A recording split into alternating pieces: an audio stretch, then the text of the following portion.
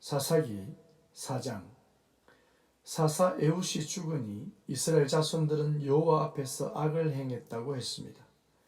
사사는 구원을 하고 사사가 없으니 망한다는 것이 사사기 전체 내용의 일관성 있는 패턴이라고 했습니다. 타락하면 그 다음에는 심판이 따르게 됩니다. 하나님은 타락한 이스라엘을 가나안의 왕 야빈의 손에 팔아버렸습니다. 욕심이 죄를 낳고 죄는 사망을 낳게 됩니다. 가나안의 왕 야빈은 이스라엘을 심히 학대했습니다. 하나님이 떠난 인생은 그렇게 고통을 당하게 되는 것입니다. 야빈 왕에게는 철병거가 900대가 있었다고 합니다. 가나안 정복 때 해결하지 못한 가나안의 민족들이 이제는 이스라엘 백성의 옆구리에 가시가 되어 이스라엘을 삼키고 있습니다. 이스라엘 백성들은 고통 속에 부르짖습니다. 그들은 항상 이렇게 어려움을 당해야 하나님을 찾는 모습을 보입니다. 죽게 되어야 하나님을 구하는 모습이 참으로 답답합니다. 이러한 위기 속에 하나님은 사사를 세우십니다. 성경에서 최초로 세워지는 여성 지도자입니다. 구약시대에 그것도 이스라엘이라는 공동체 속에서 여자의 지위를 중요하게 여기지 않았습니다. 그런데 사사시대 그 혼란기에 그것도 주변에 수많은 적들이 공존하고 있는 이스라엘에 여성 지도자를 세운다라는 것은 참으로 설명하기 어려운 상황입니다. 사사 드보라는 바락이라는 사람을 불러 납달리 자손과 스불론 자손 중에서 10,000명을 뽑게 하고 그들에게 다볼산으로 가라고 명령합니다. 야빈 왕의 군대 장관인 시스라와 철병거를 가진 시스라의 군사들과 싸우기 위해서입니다.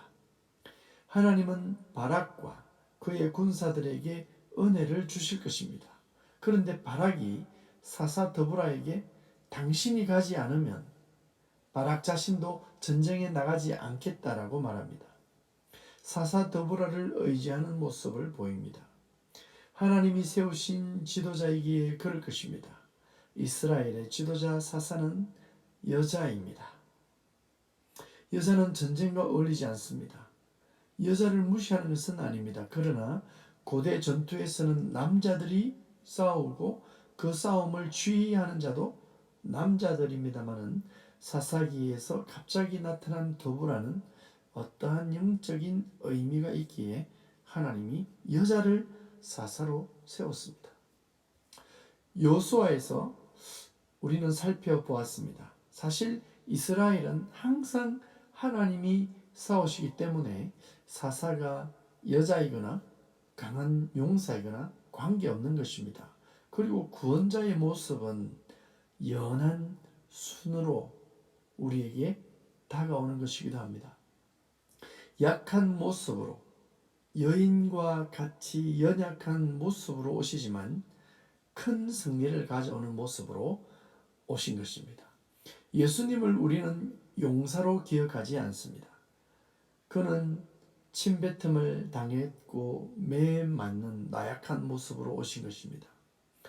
사사가 앞으로 오실 메시아를 예표한다면 여자 사사 드보라의 등장이 이상하지는 않습니다. 바락은 드보라의 출격 명령을 따라 야빈 왕의 군대 장관과 철병거를 가진 그의 막강한 군사들과 전쟁을 시작합니다. 그런데 이게 웬일입니까? 그 대단한 군대, 엄청난 화력을 가진 시스라와 그의 군대가 전쟁에서 패했습니다. 시스라는 그가 자랑하던 철병거에서 내려 걸어서 도망을 갔고 그의 모든 군사들은 단 한 사람도 남김없이 바락과 그의 군대의 손에 몰살하고 말았습니다. 사사 드보라의 승리요, 바락과 이스라엘 군대의 승리요, 또한 하나님의 승리입니다. 이제 도망간 시스라의 이야기입니다. 군대 장관 시스라는 싸움에서 패했고 도망하여 간 곳이 모세의 장인의 집안 사람 헤벨의 집입니다. 시스라는 그곳을 안전하게 생각하고 도망했으며 전쟁으로 피곤했을 것이고 목도 마르고 배도 고팠을 것입니다. 헤벨의 아내는 야빈 왕의 군대 장관 시스라를 환대했고 마실 우유와 또한 쉴 것을 제공하고 침구도 내어주었습니다. 시스라는 헤벨의 부인 야엘을 믿고 깊은 잠에 빠졌습니다. 그런데 갑자기 헤벨의 아내가 돌변하여 시스라를 공격했습니다. 잠자는 시스라의 이마에 텐트에 사용하는 말뚝을 박아버린 것입니다. 얼마나 강하게 내려쳤는지 그 말뚝이 이마를 뚫고 통과하여 땅에 박혔다고 표현하고 있습니다. 놀라운 일입니다.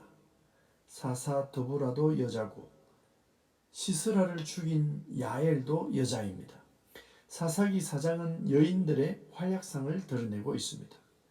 이미 언급했지만 이 싸움에서 사사 드보라와 야엘의 모습이 오실 구원자의 모습을 많이 담고 있습니다. 창세기에서 여인의 후손이 뱀의 머리를 밟는다는 내용이 있습니다. 물론 그 여인의 후손은 예수 그리스도를 의미합니다.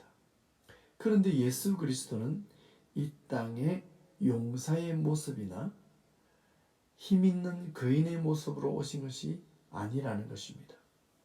나사렛 동네에 보잘것없는 한 시골 청년의 모습으로 오신 것입니다.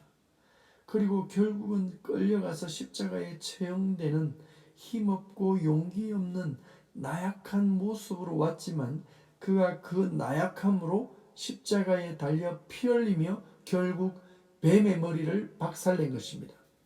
이 땅의 사람들은 타락한 후로 강한 용사가 되고 싶어 합니다. 노아 시대의 사람들이 그랬고 노아 홍수 후에도 자기 이름을 내려고 애를 썼습니다. 모두 자신이 더 강하다라고 자랑했습니다. 내가 더 힘이 있다고 머리를 쳐들었습니다. 그러나 구원자는 겸손하셨고 온유하셨습니다. 어린 양의 모습으로 오셨고 연한 순으로 이 땅에 오셔서 바람에도 떨어져 버릴 것만 같은 모습으로 오신 것입니다. 물론 바락과 그의 용맹스러운 군사들도 소개되지만 사사기 4장에서 주인공은 사사 드보라와 말뚝으로 시스라의 머리를 박살내어 죽여버린 야엘입니다. 하나님의 구원의 방법은 참으로 놀랍습니다. 세상의 방법이 아닌 하나님의 방법으로 구원은 이루어집니다. 구원의 비밀이 여기에 있습니다. 결국 야빈 왕도 끝내 멸망했다는 것이 사사기 4장의 내용입니다. 여러분의 힘을 의지하지 말고 여인의 후손으로 오신 예수 그리스도를 따라 자기 십자가를 지고 예수를 따르는 여러분이 되시기를 축복합니다. 샬롬.